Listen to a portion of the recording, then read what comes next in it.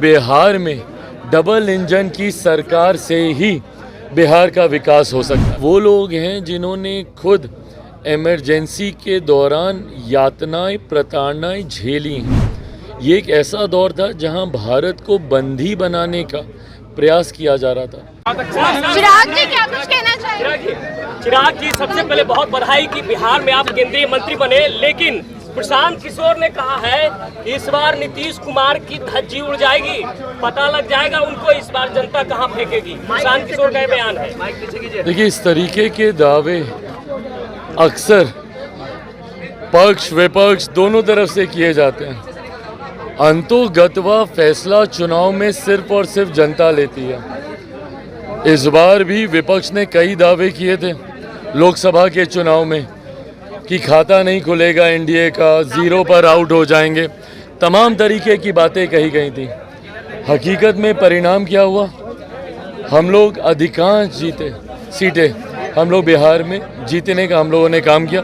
मेरी पार्टी की अगर आप बात करेंगे तो 5 की 5 सीटें हम लोगों ने जीती, जहां पर विपक्ष के द्वारा ये भी दावा किया जा रहा था कि हम हाजीपुर भी हम हार रहे हैं। तो ऐसे में इस तरीके की बातें कही जाती हैं, पर अंतोगत्वा जनता किसका साथ देती है। और एक बात स्पष्ट है कि जनता ने ये तय कर लिया है कि बिहार में डबल इंजन की सरकार से ही बिहार का विकास हो सकता है। एक लंबा समय बिहार में ऐसा रहा है जहाँ पे विरोधाभास की सरकारें रही हैं, केंद्र में कोई और राज्य में कोई और। ऐसे में एक लंबे समय के बाद जब बिहार को डबल इंजन की सरकार मिली है, इस सरकार पर बिहार की जनता का विश्वास है।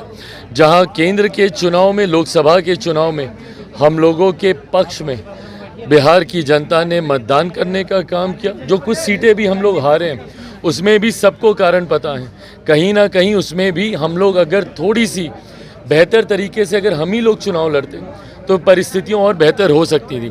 ऐसे में विधानसभा के चुनाव में भी बिहार की जनता ने मन बना लिया है, एनडीए की ही सरकार आएगी। मुख्यमंत्री नीतीश कुमार जी के नेतृत्व में एनडीए चुनाव लड़ने जा रहा है और विधानसभा चुनाव परिणामों के बाद बिहार में भी एनडीए की ही सरकार बनेगी। विशेष राज्य के दर्जे की मांग उठी है, क्या सीएम नीतीश कुमार एक बार फिर से प्रेशर पॉलिटिक्स करना चाह रहे हैं? प्रेशर पॉलिटिक्स नहीं है भाई, ये मांग तो हम लोग की रही है। कौन सा ऐसा दल है जो कि बिहार से आता है और वो विशेष राज्य के दर्जे की मांग नहीं करता हो या उस पर अपनी सहमति नहीं देता हो? हम खुद इसके पक्षधर हैं। पर अगर हम ये बोलें कि भैया बिहार को विशेष राज्य का दर्जा देना चाहिए तो हम प्रेशर पॉलिटिक्स कर रहे हैं? नहीं, कतई नहीं। हम लोग जिस सरकार के गठबंधन में हैं, एनडीए का हम लोग हिस्सा हैं। एनडीए का सबसे बड़ा घटक दल भारतीय जनता पार्टी है, जिनके नेता हमारे देश के प्रधानमंत्री हैं, जिसपे हम सबको विश्वास है। ये मांग अगर हम उनसे नहीं करेंगे तो किनसे करेंगे? हम लोग राजनीतिक दल होने के नाते ये भी मानते हैं कि ये नीति आयोग के अधीन ये विषय आता है। नीति आयोग के प्रावधानों के अनुसार इससे पहले जब प्लानिंग कमीशन होता था उसमें फिर भी कई ऐसे रिलैक्सेशंस थे जिसमें कई राज्यों को विशेष राज्य का दर्जा मिलता था। नए प्रावधानों के अनुसार ज़रूर इसमें कुछ टेक्निकल इश्यूज़ इसमें हैं, पर उसका भी मिलकर हम लोग समाधान ढूंढेंगे।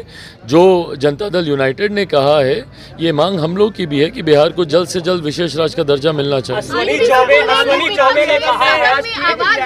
चौबे ने कहा है कि बीजेपी के नेतृत्व में अगला विधानसभा चुनाव लड़ा जाना चाहिए, जबकि सम्राट चौधरी ने कहा कि नीतीश कुमार के ही अगुवाई में लड़ा जाएगा। अश्विनी चौबे के इस बयान को आप कैसे लेते हैं? देखिए, अब हर एक व्यक्ति विशेष के बयान पे टिप्पणी करते रहे। अधिकृत बयान किसका होता है? जो पार्टी के अध्यक्ष होते हैं। अधिकृत बयान एक अधिकृत व्यक्ति के माध्यम से आता है। पार्टी के कई नेता होते हैं जो अपने अपने पार्टी के प्रति आस्था रखकर इस तरीके के बयान देते हैं और उसका भी मैं सम्मान करता हूं, क्योंकि वो उनकी अपनी व्यक्तिगत भावना है।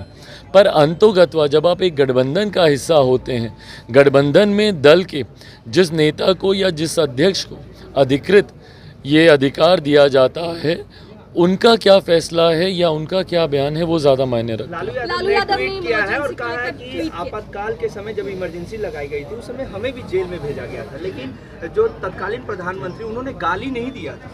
आप जब सदन शुरू हुआ था तो इमरजेंसी को लेकर भी सवाल उठे थे, विपक्ष ने उस पर मौन भी नहीं रखा था। क्या मानते हैं कि क्या लालू यादव का ये पोस्ट किस तरीके से देख रहे हैं? देखिए, मुझे नहीं पता उन्होंने किस सोच के साथ ये पोस्ट किया है, पर ये वो लोग हैं जिन्होंने मेरे नेता, मेरे पिता आदरणीय रामविलास पासवान जी के साथ इतिहास के उस काले अध्याय का ध्वंस झेला है। ये वो लोग हैं जिन्होंने खुद इमरजेंसी के दौरान यातनाएं प्रताड़नाएं झेली हैं। ये एक ऐसा दौर था जहां भारत को बंदी बनाने का प्रयास किया जा रहा था, देश के ऊपर डिक्टेटरशिप थोपने का प्रयास किया जा रहा था, जिसका कतई कोई समर्थन नहीं कर सकता। आज जब इस काले अध्याय को लगभग 50 साल पूरे होने को आ रहे हैं, ऐसे में ज़रूरी है कि मौजूदा पीढ़ी और आने वाली पीढ़ी भी उस अध्याय को जाने और उससे सीख लेकर आगे बढ़ने का काम करे। इसके लिए ज़रूरी है कि इस पे चर्चा हो, इसके लिए ज़रूरी है कि इस पर निंदा प्रस्ताव सर्वसहमति से पारित हो। मुझे नहीं लगता कि कोई भी, इंक्लूडिंग कांग्रेस, क्या वो आज इमरजेंसी का समर्थन करती हैं। जब माननीय अध्यक्ष जी ने लोकसभा में जब इस प्रस्ताव को जब वो पढ़ रहे थे, जिस तरीके से विपक्ष, और विपक्ष में भी मैं ख़ास तौर पे मैं कह दूं क्योंकि मैं खुद उस वक्त सदन में मैं मौजूद था, सिर्फ कांग्रेस के द्वारा ये हंगामा किया जा रहा था। तथाकथित इंडिया अलायंस के घटक दल तक इस पे खामोश थे। समाजवादी पार्टी, उनके नेता, मैं नाम लेकर बोल रहा हूँ, अखिलेश यादव जी वहीं सामने बैठे हुए थे, हम लोग के सामने ही बैठे हुए थे, वो खामोश थे, वो नहीं उठे। क्यों? क्योंकि उनके पिता ने भी उन यातनाओं को झेला है। मेरे खुद के पिता ने इमरजेंसी का वो दौर, जब तक वो जीवित थे, उसकी कहानियाँ बताते थे। उस दौर में क्या क्या प्रताड़नाएं उन लोगों ने झेली हैं, कैसे महीनों तक उनको जेल में बंद करके रखा गया बिना किसी कारण के, ये तमाम बातें उन्होंने बताई हैं। ऐसे में जब 50 साल होने को आए हैं, अध्यक्ष जी हों या महामहिम राष्ट्रपति जी हों, उन्होंने इसका जिक्र किया। इसको लेकर इतनी बौखलाहट क्यों, और क्यों इसके ऊपर लीपापोती करने का प्रयास किया जा रहा है, मेरी समझ के परे। ये एक ऐसी घटना है जिसका सर्वसहमति से इसकी निंदा की जानी चाहिए, इंक्लूडिंग कांग्रेस को खुलकर सामने आकर इसकी निंदा करनी चाहिए। पर निंदा ना करने की बजाय जिस तरीके से कांग्रेस ने उस वक्त सदन में हंगामा करने का काम किया और अब अपने सहयोगियों पे दबाव डालकर कहीं ना कहीं इस पे लीपापोती कराने का प्रयास कर रहे हैं। लालू जी, मुझे नहीं पता वो क्यों इस तरीके की बातें कर रहे हैं, जबकि सबसे ज़्यादा भुक्तभोगियों में से वो स्वयं रहे हैं। आज भले आप गठबंधन में हैं, पर ये सब कौन है? ये सब वही लोग हैं ना जो जयप्रकाश जी के अनुयायी रहे हैं। भाई मुझे बता दीजिए, अगर ये लोग मना करते हैं, अगर ये लोग बोलें कि भैया हम लोग जयप्रकाश जी को मानने वाले नहीं हैं। मेरे खुद के नेता जब छात्र आंदोलन से निकले, आदरणीय रामविलास पासवान जी, वो जयप्रकाश जी के ही अनुयायी रहे। उन्हीं के समय में यहीं पटना के गांधी मैदान में संपूर्ण क्रांति का नारा दिया गया था ना।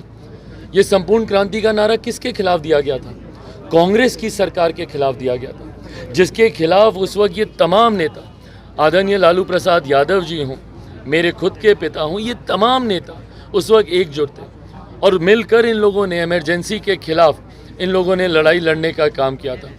ऐसे में आज आप एक गठबंधन में हैं, बट कुछ भी कहने से पहले इतना ज़रूर याद रखें कि इतिहास हर एक शब्द को दर्ज करेगा।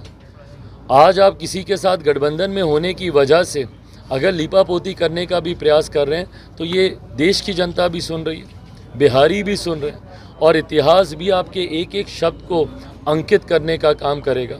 आपने जो ध्वंस झेला है, आप उसकी अहमियत को कम करते हैं जब आप ऐसी बातों को करते हैं। 28 नवंबर को आप लोगों का रैली भी होने जा रहा है। चिराग, रैली का मुख्य उद्देश्य क्या है? उद्देश्य बिहार फर्स्ट, बिहारी फर्स्ट, जिस सोच के साथ हम लोग आगे बढ़ने का काम कर रहे हैं,